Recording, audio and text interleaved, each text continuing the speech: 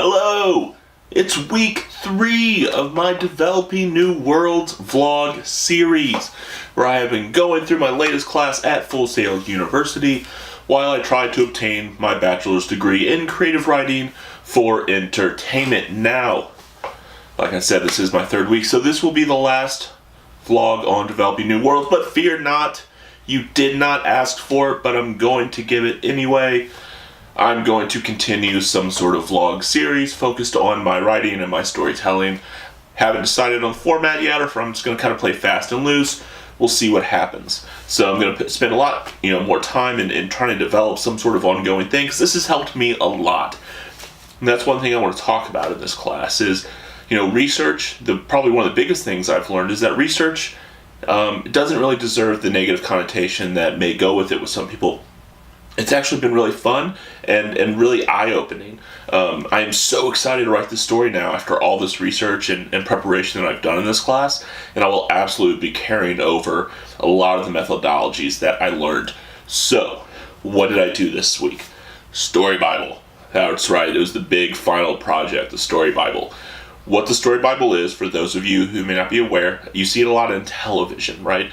Because television series will commonly have different writers come in. They may have, say, a pool of writers, maybe 5 or 6 or whatever, that they'll hire and kind of split the episodes in a season up with. Some will have many more than that. You never know who might be writing for your TV show. So a Bible is created that will have everything from the character bios, the kind of style, what the world is that they live in, what are the rules of that world. It's so that someone can familiarize themselves with this world, with these characters, before they write an episode. It doesn't just have to be in TV, though. It's also been really useful for me. I've actually already used my Story Bible and used my research. When I was going through writing the story, because I wrote a story excerpt this week, there was something I couldn't remember that I knew I had established. There was a specific thing about this world that I knew I had established, but I couldn't quite remember what it was. So I went to my Story Bible, looked for where I wrote in that character bio, and I found the information. Because that will happen, especially if you're writing, science fiction pieces or fantasy pieces that are so large in scope.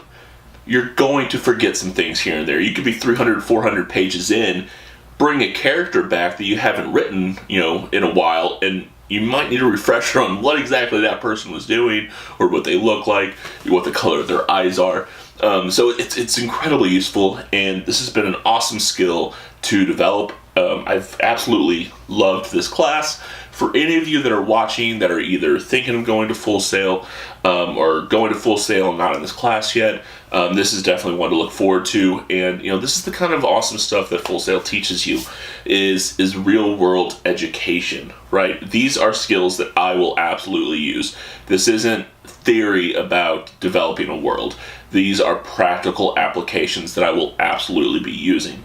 I talked a little bit last week about how other people, like say non-writers, can use this, and I used the D&D as the example last week, and I think that's still really an excellent example for this.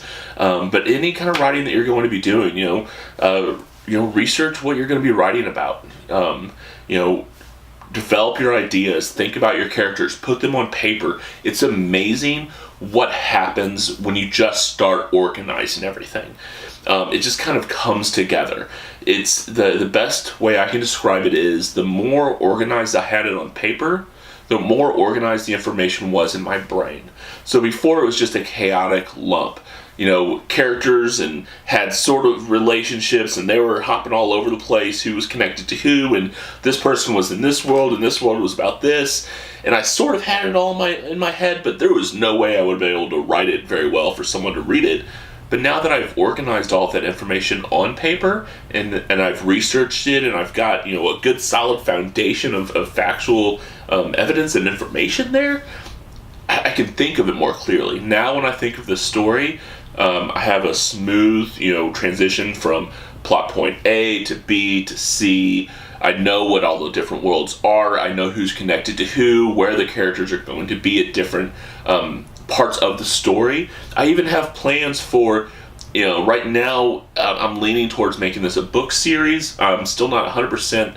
I'm also playing with the idea of doing, making like an hour-long television show.